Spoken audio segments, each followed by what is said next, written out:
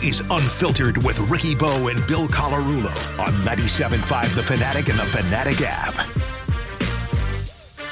All right, welcome back into Unfiltered. Yesterday was a busy day here on the show because around 11 a.m., we got the news that Rob Thomson was being relieved of his duties as manager for the Philadelphia Phillies. We then heard from Dave Dombrowski. We heard from new manager, interim manager Don Mattingly. And then surprisingly, at 5 o'clock yesterday, we heard from Rob Thomson, and a very classy move on his part to meet with the media and say he's still rooting for the team. He understood it's a business. So a lot going on with the Phillies. So who better to talk to than a Hall of Fame writer for The Athletic? He joins us every week, our man Jayson Stark. Jayson, a lot going on, man. Bill, Ricky, it has been a week. How are you guys holding up? Yeah. It's been a week is a good way to put it. Yeah, that is a good way to put it. Hopefully the Flyers win tonight. We'll be feeling a lot better. But, all right, so before we get into everything that's going on with the Phillies, you always start us off with the Stark stat of the week. What do you got for us? Yeah. Let me tell you the question that I asked myself over the weekend when that losing streak got to 10 in a row. I was thinking, are the Phillies the best team ever to get off to this horrible start?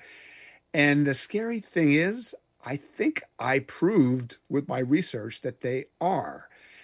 I know it's hard to remember now. They won 96 games last year. So I used that as the standard. And here's what I found.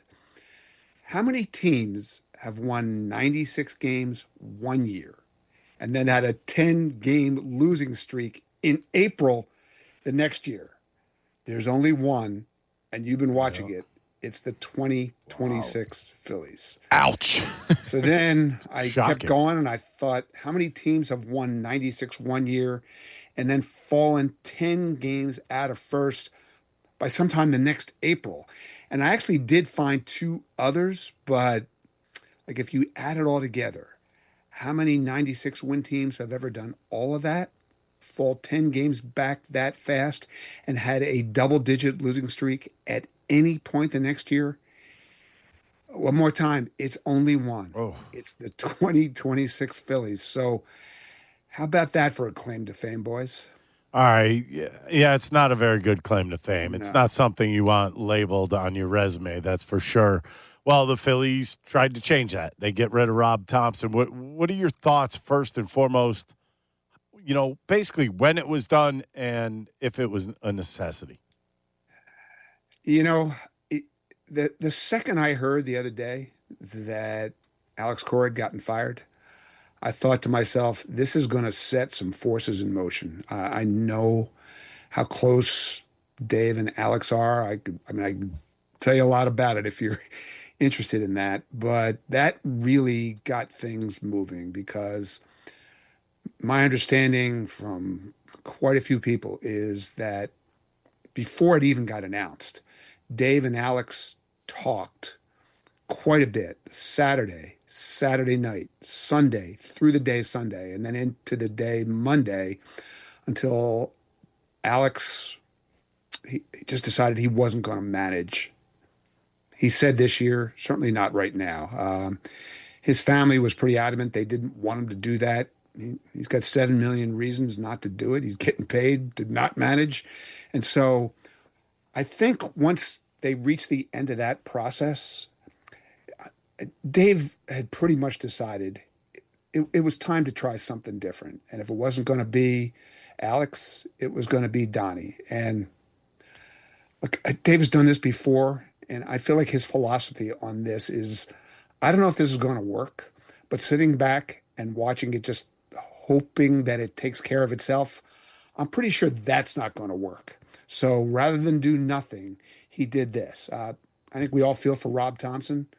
Great man, just a great person, and never had a single season managing here where he didn't manage in the postseason. It's just tough when the baseball time machine turns upside down and a guy like that gets fired. We're talking to Jayson Stark from The Athletic. Now, Jayson, if the Red Sox didn't fire Alex Cora, you think Rob Thomson would still be the manager today? That's a really interesting question. I honestly think it was kind of heading in that direction. That just accelerated the process. If they were going to lose 10 out of 12 and then the same circumstances were in place, Bill, off day at home, then the schedule softens up a little bit. The front office feels a sense of urgency. It very easily could have still happened, but that was a defining moment. I don't think there's any doubt about that. And by the way, this has happened before because when they fired Girardi, it was on a Monday after, or on the Tuesday after an off day. The same thing. Right. Do you remember what I said to you guys last week? That I think their decision is. What does this remind them the most of? Is this 2012 when the last great Phillies team started to come unraveled? The Rollins, Howard, Utley team was never the same from that year on. Or is it 2022? Is this team playing like the Phillies played in 2022 before they fired Joe and hired Rob? And I think just by what they did, they're telling you, Dave's telling you, he thinks this team can still win. And that's why he did what he did. Now, does this stir the pot in a sense? I guess it's a good way, bad way. Because from what we understand, Dombrowski did come out and say that he asked Don if he wanted to change the staff. Don said no. But that's not exactly, like, to me, that's not exactly like Dave Dombrowski's putting a stamp of approval on the whole staff. I think there are a lot of things going on there. I don't think that's the whole explanation. I'll put it that way. This has been a really good coaching staff, and a lot of players have gotten better here, and they've done a lot of winning with this staff, and they just extended virtually every one of their most important coaches. I think in the end, they ultimately decided that if they started firing a bunch of coaches and firing Rob, they were looking at way too much upheaval.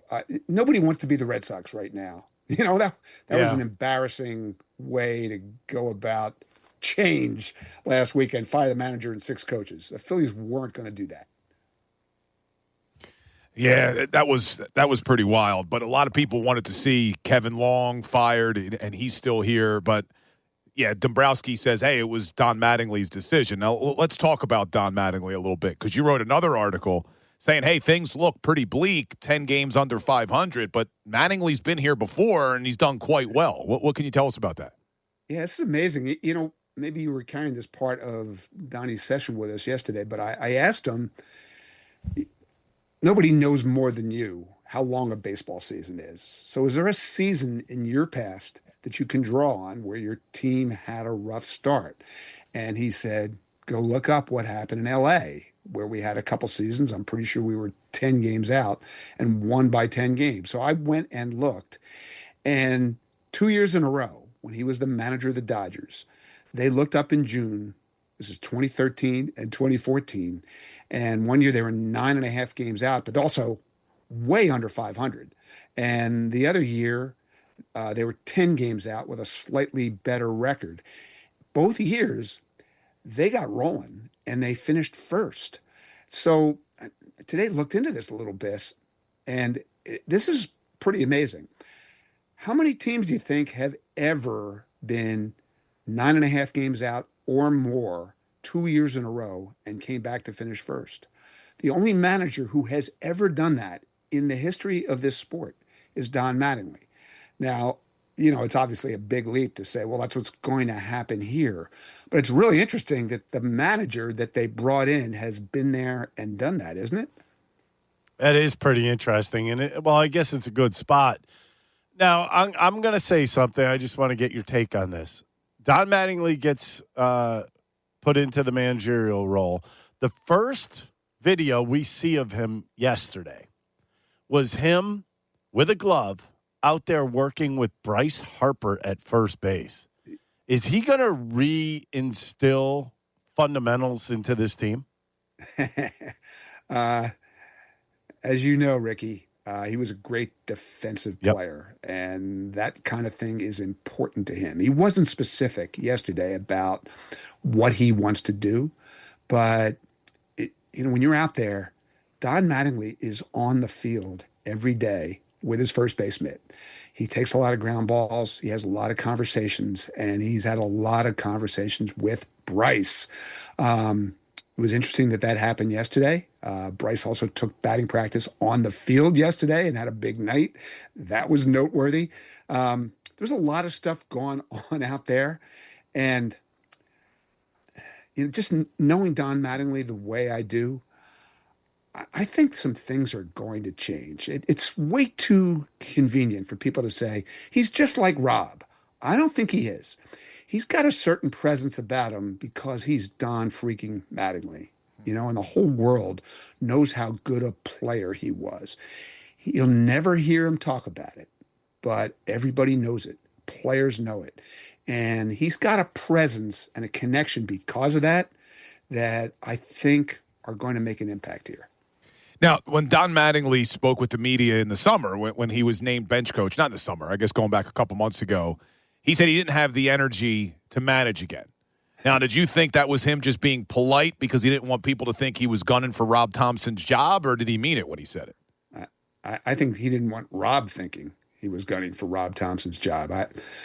You guys know this.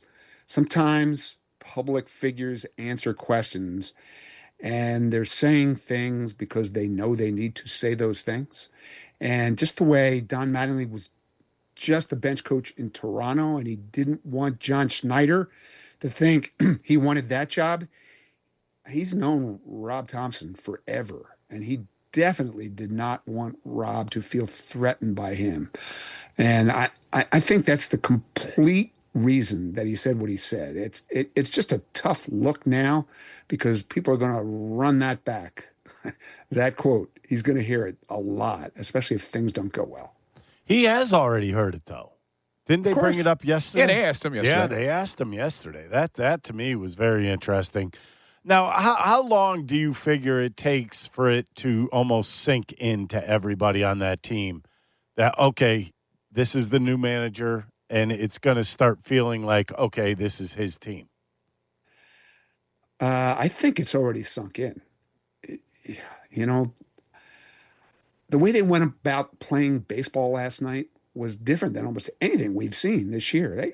They got 5 different RBI hits and a sacrifice fly on offense. So that got my attention. I know there was the one pop-up that dropped in front of Adolis Garcia, but for the most part, that was a very clean game. It was a good defensive game.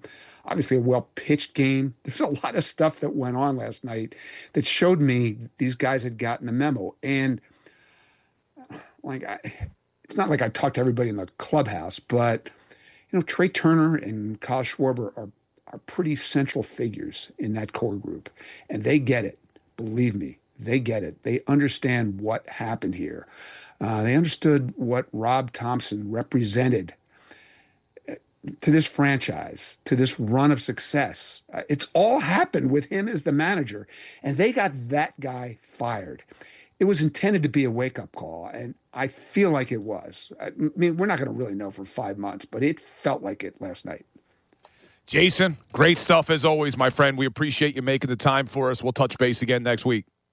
All right, guys. Always good to talk to you. All right. There he is, Jayson Stark.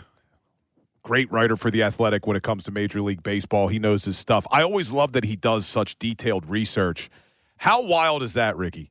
That they are the first team ever to win 96 games one year and then have a 10-game losing streak in April the following season. Yeah, that's pretty incredible. It really is pretty incredible.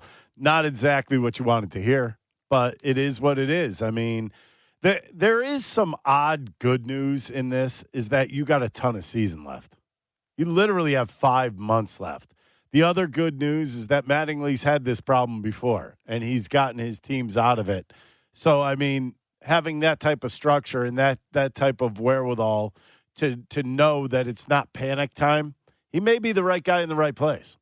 Yeah, and I have Jayson Stark's article right now in front of me about Don Mattingly and what he was referring to. In 2013, the Dodgers were 9.5 games out of first place in June. In 2014, they were 10 games out of first place in June. They finished in first place both seasons. Yeah. Here we are, like you just said, it's early. It's only April 29th. The Dodgers and Mattingly, they were that far out 2 months from now or a month and a half from now in the month of June. So there is a lot of time to get going, and they did take a step in the right direction last night. And that's what I want to talk about coming up next. They win last night. The first time they've had a starting pitcher go 7 innings. I think that's the best part all about season. And it looked like let's throw this out there. Jesus Luzardo looked like he had a chip on his shoulder. Yes, he did.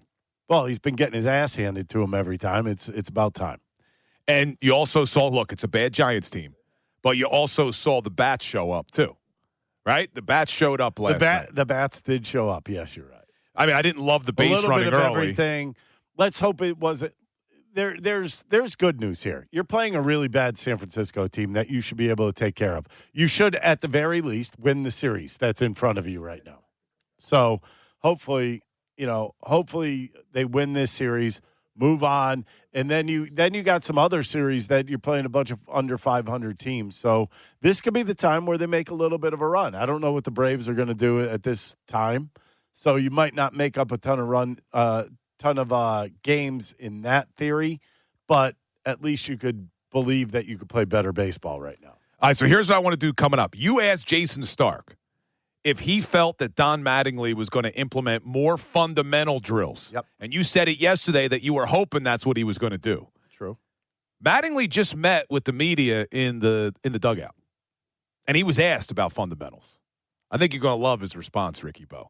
We'll get to that coming up right after this. We also have another What Movie Wednesday. And remember, get your voice memos in. We want some Flyers energy for We Hear You at 525, 610-632-0975. But we'll take a look at the new manager, Don Mattingly, and what he said about 5 minutes ago about some fundamental drills with your Philadelphia Phillies. Keep it here, unfiltered. 97.5 The Fanatic, NBC Sports, Philadelphia. Unfiltered. Ricky Bo, Bill Colarulo. Philadelphia Sports Talk. 97.5 The Fanatic and 97.5thefanatic.com. Unfiltered with Ricky Bo and Bill Colarulo. 97.5 The Fanatic and the Fanatic app. All right, we just had Jayson Stark on, some really great stuff. If you missed the interview, we'll have it up on YouTube shortly. It'll be on all your podcast platforms. Remember, download the Fanatic app because you could listen to us from anywhere in the world, literally anywhere in the world, and you're going to want to check out everything we do. We podcast every single segment of our show. So if you miss anything from Unfiltered, you could always listen to it on your time, and you're definitely going to want to listen to Jayson Stark's interview. So Jayson was talking about Don Mattingly, and he told us that Mattingly has been in this situation before with a team that's been this far out of first place. And with Don Mattingly, it happened in 2013 and 14 and with the LA Dodgers. They were 10 games out in June, and they ended up finishing in first place. Now, Mattingly takes over. They bounced back in a big way last night, as we anticipated. They win the game 7-0. They did a lot of good things in that game. Stop. They What? could have bounced back if Rob was still there. Yeah, it is the San Francisco Giants. We all expected them to do what they did last night. Yes. You said it. I said it. We all expected it. Yep. But yesterday, when I was asking you what differences do you expect from Don Mattingly, one of the things you were hoping for was getting back more to fundamentals. He just met with the media. I'm talking about Don Mattingly about 10 minutes ago. He's down there in the dugout, and I guess it was, who put that out? Was it Luke Arcaney? Our buddy Luke, your classmate Luke, right, Silva? Not classmate. I used to work with Luke. I used to work with Luke. Yes. So listen to Mattingly on some things he wants to implement, Ricky. I think it's going to bring a smile to your face.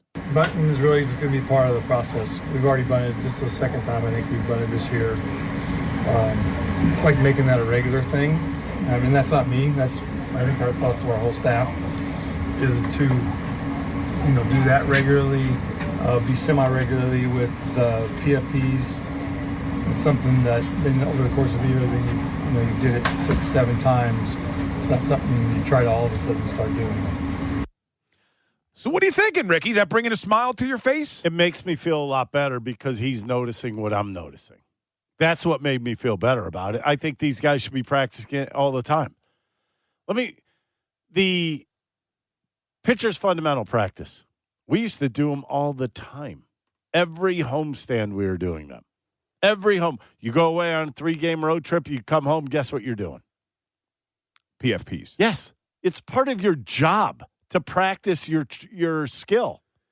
Well, if you remember last year when Orion Kirkering has the issue. Strom said, well, we don't do those. But they did, but he just never did them. Yeah, Strom comes out and says they never did them.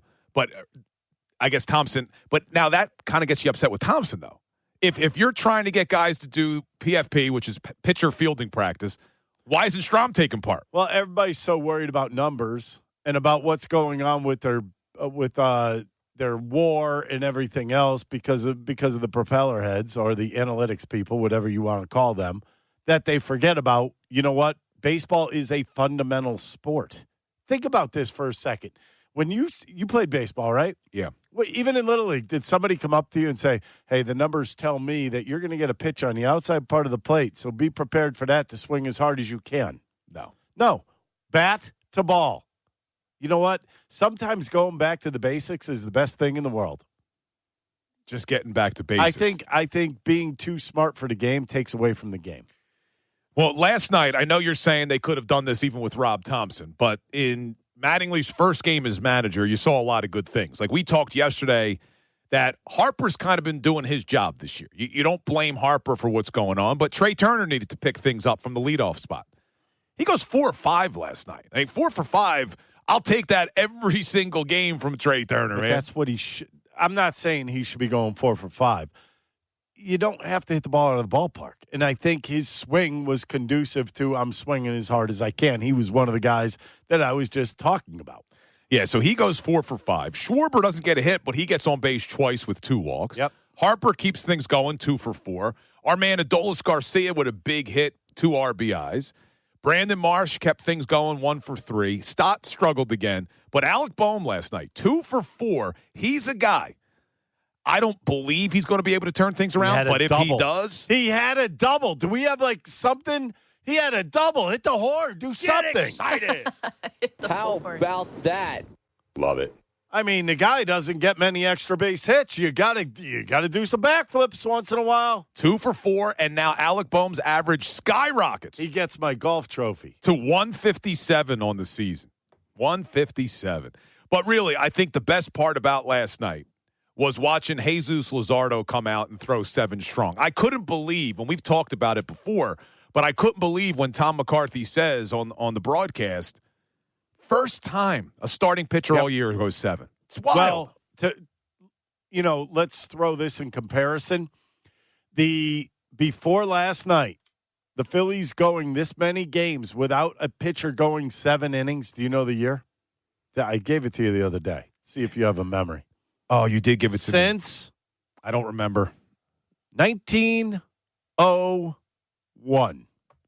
That's a long time ago. That is ridiculous. That is something you don't want to be a part of. Thank you, Jesus Luzardo, for taking them off the hook. Yeah, that was great. And then, look, I know you're not giving. His ERA went all the way down to a 5.5. Yeah, he needs to get things 7 going. Scoreless, and it goes down to a 5.5. And then your buddy Orion Kirkring throws a scoreless inning last night, good too. for Kirk. He needed something like that. He had a couple strikeouts, and Meza finished it out.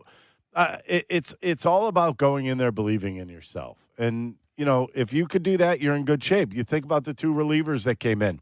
People hear me till I'm blue in the face say, get ahead, stay ahead. Both of them were 2 for 3 first pitch strikes.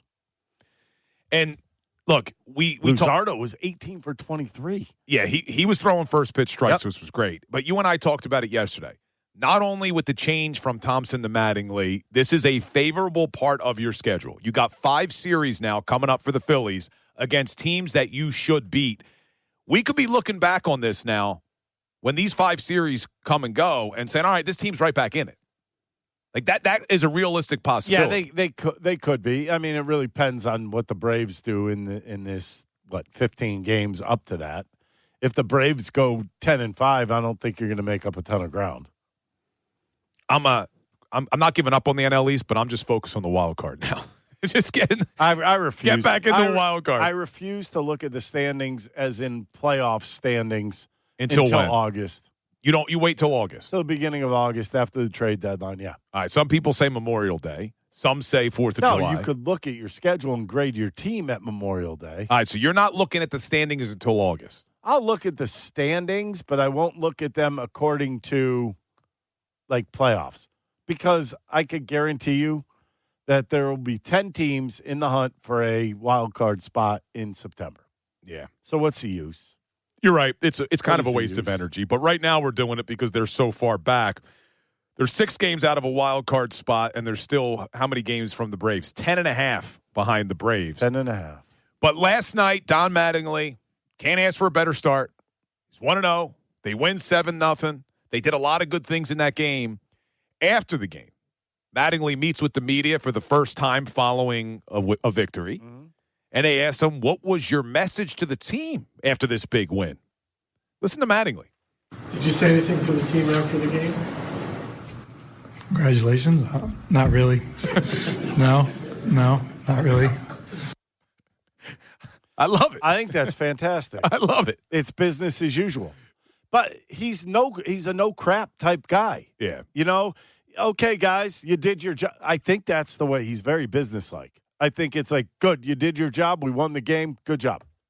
That's it. You think that's going to resonate with these guys? Too bad. Well, we need it to resonate. We need these guys to get going here. Resonate, whatever. Go out there, do your jobs is going to be the point.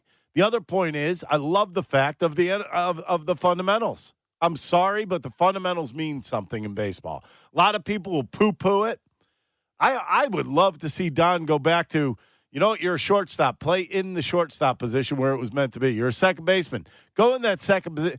And then you know what you get to see? Some athleticism from these players to see how good they really are at positions. Wouldn't you want to see that? Yeah. Yeah. No, I agree with you. I mean, let me throw this out there. I had Jimmy Rollins as a shortstop. He could go into the 5.5 hole and go and pick up a ball, throw somebody out at first. He can go all the way up the middle into the outfield, do that slide and throw somebody out at first. Do we get to see that anymore? But they'll tell you these are the greatest shortstop ever or this and that. I call crap on that. I love that Ricky. Ricky don't pull punches, man. I think that's what people why they tune in to hear your opinions. Because if you saw the game the way I saw it, and now the only way these players get an error is if it literally goes through their legs. Oh, there's no errors. It is a disgrace on Major League Baseball's part for letting this happen. You are in the major leagues for a reason. What does that mean to you? It means the best of the best. Best of the best. Which means you make the above average plays. If you want average, where do you go? AAA and AA. No, you're right. And it's ridiculous the way they score things these days. But look. Well, they have to make the hitters look better. There's something I want to get into, though. Go ahead. Outside of Don Mattingly. Fire me up already. Yeah. Because we've heard it from far too many people that Dave Dombrowski's job is really safe, right? And Buster Olney was on with the guys this morning talking about the size of the contract or the offer that Dombrowski was making to Alex Cora. And that signals to me that Dombrowski knows his job is safe and that John Middleton is allowing him to make these types of decisions. And I want to have a discussion with you. Should it be? Should Dombrowski's job be so safe? And I thought it was great yesterday when Tim Kelly asked him, why should the fans believe that you can build a championship team going forward? So we'll get to all of that. But right now, we got another What Movie Wednesday. Remember the rules. We're going to play a clip for you. Text the name of the movie to the Davis Honda text line, 610-632-0975. We're doing underdog movies for your chance to win one of 4 pairs of tickets we're giving away to a NASCAR race at the Dover Motor Speedway Sunday, May 17th. VIP suite tickets with our man Ricky Batalico. Here we go, your third chance. You promise run. I say you do. No question. That your part. Deal? Still? Yes. First, wash all the car. Then wax. Wax. But what do I have to wash all the car? Remember, dear, no question. Yeah, but Right. Wax on, right hand. Wax off, left hand. Wax on, wax off. Breathe in through nose, out the mouth. Wax on, wax off. Don't forget to breathe. Very important. Text the name of the movie, 610-632-0975. Coming up, we'll give you the answer, and we will talk about Dave Dombrowski's job security and how did he answer the question yesterday when he was asked why fans should believe that he can build a championship team going forward. That's coming up next right here on Unfiltered, 97.5 The Fanatic, NBC Sports, Philadelphia. Unfiltered. Ricky Bo, Bill Colarulo. Philadelphia Sports Talk. 97.5 The Fanatic and 97.5thefanatic.com. Now back to Unfiltered with Ricky Bo and Bill Colarulo on 97.5 The Fanatic and the Fanatic app. All right, we just had your third What Movie Wednesday of the day doing underdog movies. Did you get that one, Daniel Son? Yes. Karate Kid. Is that where wax on, wax off Yes. came off? Oh, my God. Oh, say that again? I never What an idiot. wax on, wax off. What, is it the other way around? Dylan. No, that's correct. No, that What? was 100. Wait, are you telling me you've never seen the what original? did you say? have. Did you say have. wax on, and what was the other one? Off? No, don't doesn't- play into I what know. he's saying. That's why I'm not going to. Don't She because already play I'm got into not it. good at caught. it. She's already Don't caught. play into what he's saying. But have you seen the original Karate Kid Yes. Oh, wait, the original? I don't know. from the 80s? That's That's the not- one. okay, yeah, That no. is the original. Yeah, that was the original one. Okay. Wax on, wax off. And that is Yeah, that's what I said. That is what Cobra No, you Kai didn't. is That based is what on. I said. What did did you you think say? I said? All right, that's enough. He's trying to get you to say something to clip. Why? See, this is not Because I got her fair. back. You're a jerk. I got Ricky. her back on this. You You're are a not jerk. fair. I got her back. You are not fair. You're a backstabber. You're both stab backs. Don't be mad. Charging the mound, and Metallico is ready for him. All right, so if you got it right, you qualify for the tickets where you could hang out with Ricky Bo in a suite, and we'll have people come up to you and say that to you. You just pissed me off. In the suite.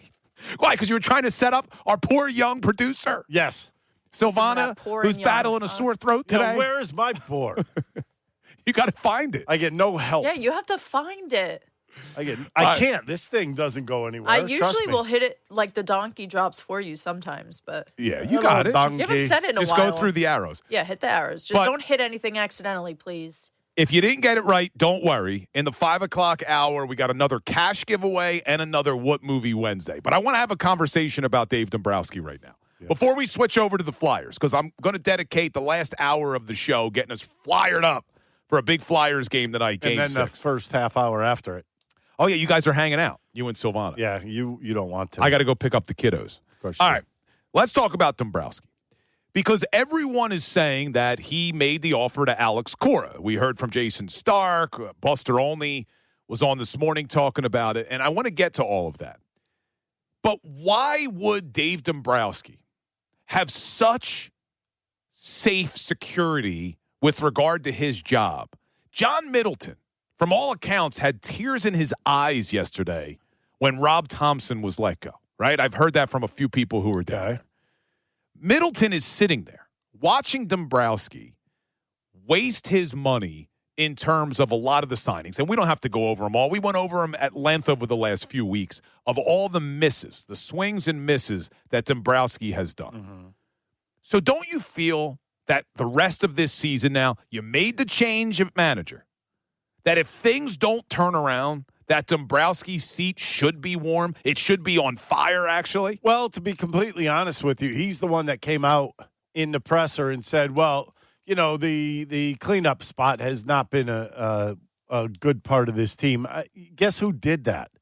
Who's the one that put this team together? Dave. Who's the one that has signed all these players? Who re-signed Aaronola? Dave. Who re-signed Luzardo? Who re-signed Sanchez? I'm not saying these are all bad. Who brought back Kyle Schwarber? Who signed Nick Castellanos? Who signed Taiwan Walker. You see what I mean?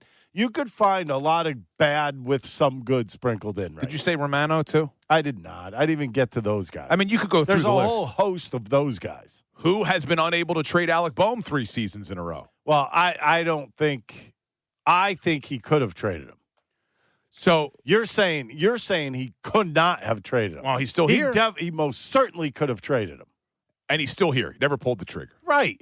Well, that's different. Not pulling the trigger and not being able to trade somebody is completely different. And I think Dombrowski made a lot of people upset when the season ended last year against the Dodgers. Yep. He came out and instead of owning that they weren't good enough, made excuses.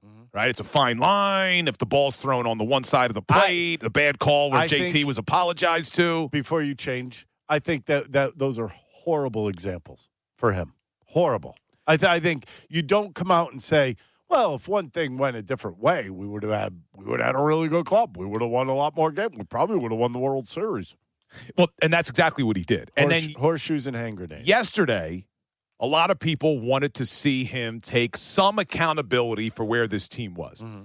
And I give a lot of credit to Tim Kelly from On Patterson for asking the tough question, and Dave refused to answer. Yeah. Here it was. Dave, given some of the shortcomings, whether it's in roster construction or production, why do you think Phillies fans should still believe that you're the right person to lead the front office? You can answer that question. I'm not going to get into that.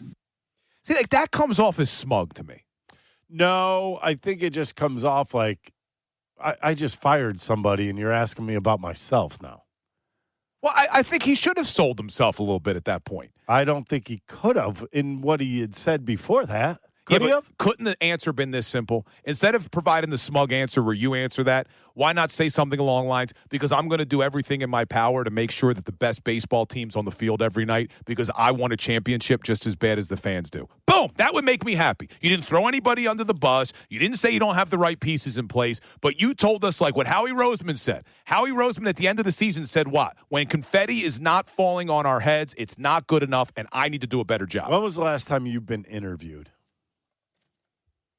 You've probably had all night to think about the answer to that question. Dude, he's the president of baseball operations for the Philadelphia Phillies that have the 5th highest payroll in all of baseball. It's his job to answer those questions. He should be able to answer the questions. Instead of giving a smug response, you answer that, not me. I'm not saying he belongs here or not. What I'm saying is he didn't feel like answering the question. All right, well, listen. And I think it's a good question in that time period. Yeah, 100%. That's something I would have loved to have known the answer to. Yes, but was that the time or the place to answer that question? I don't know. Maybe he thought it wasn't the time or place to answer. And then saying you could answer it. Wait a minute. He wanted your thoughts on it, not his own. So forget the press conference for a second. Well, he's been that just tells me one thing, that he's been hearing. He's been hearing what people are saying. Well, he should. But he's not – this is where things aren't jiving, though. Because forget the press conference. Forget about what the fans are saying. Let's talk about John Middleton for a second.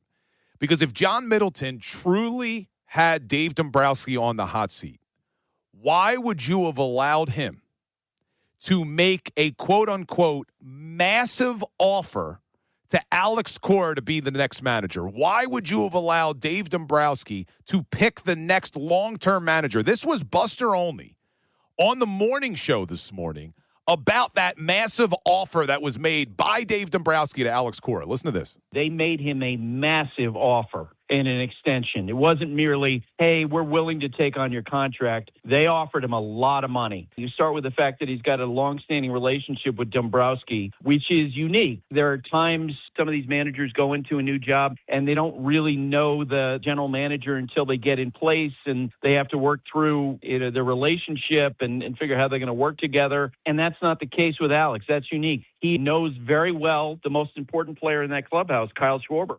All right. So that's Buster Olney reporting a massive offer with an extension was made by Dombrowski to Cora. If you're on the hot seat, Ricky, if John Middleton truly had questions in the back of his mind about the job Dombrowski was doing, there's no way you're letting him pick the next manager and give him a ton of money and a ton of years. I think Dombrowski's job is safe as can be, and it shouldn't be. It smells pretty safe from here. You could try to frame this any way you want, but if you were to compare the mistakes to a lot of GMs or whatever you want to call them, Pobos, he's made a ton of them. He's made a bunch of mistakes. He hasn't been able to get them over the hump with a certain player in the middle of the lineup, and that's been how many years now? 5? Talking about a cleanup spot? Yeah. Yeah, it's been a while. It's been a while since you had a true cleanup hitter. And he's got to take the blame for that. That's the problem, that we haven't heard anybody want to take the blame for that. All right. You know what? I'm done with the Phillies today. You're a very pissed off individual. I'm done with the Phillies. We're going to turn our focus to the Fly Guys, who got a monster Game 6 tonight in their own building. The place is already rocking. I saw all the rally towels on all the chairs, the orange rally towels. The place should be electric tonight. We were going to talk about that game, but let's just update our Twitter poll, because Ricky came in today and he gave us a Sophie's choice. If you could only have one team advance, would it be the Sixers or would it be the Flyers? So let's go to our Twitter poll that is standing strong thanks to Dr. Avi Donapel of Iron Mountain Men's Health. It's been overwhelming on the Fly Guys. Is that continued, Silvana? Yes. If only one Philly team could advance, who are you choosing? 82% picking the Flyers, 18% for the Sixers. All right. Ooh, it's gotten worse. It has gotten worse. So coming up, we got a lot to do. $1,000 cash giveaway. Coming up at the top of the hour. At what time? Another What Movie Wednesday. 5 o'clock's the cash giveaway. Another What Movie Wednesday, and we will look at Game 6 tonight, because based off of the way the morning skate went, there might be even more changes to this lineup and to the lines. We'll talk about that. Wax on. Wax off. Coming up, Unfiltered, 97.5 The Fanatic, NBC Sports Philadelphia.